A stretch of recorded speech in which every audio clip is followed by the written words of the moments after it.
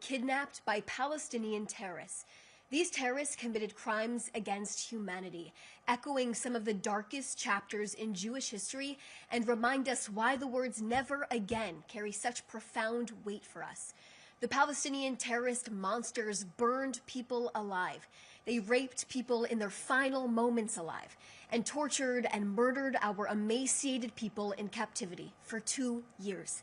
They murdered children in cold blood with their own hands.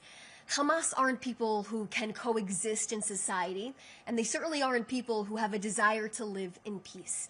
These are terrorists who live with one goal and one goal only: to annihilate the state of Israel and take down Western civilization. This is jihad.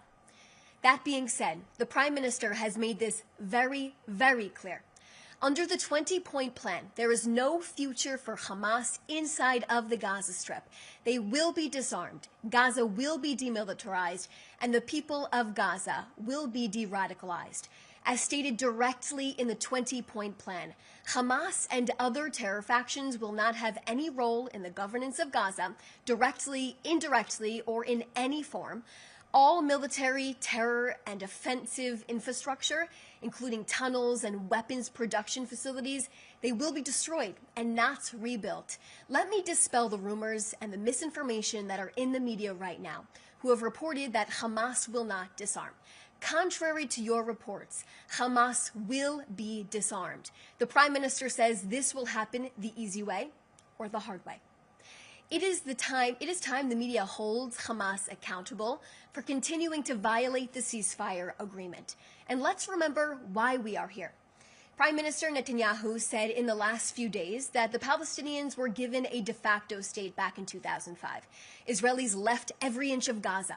Hamas decided to use the Gaza Strip as a launching pad to conduct terror attacks against the state of Israel. Now, many Gazans have been forced to live amongst the terrorists themselves, with terror tunnels under their homes, weapon depots within schools and hospitals, and using the suffering of their own people caused by Hamas themselves to elevate propaganda, sadly parroted by too much of the media without question. This is not a terror group who can have a role in the future of Gaza. This is a terror group that will have no future in the enclave.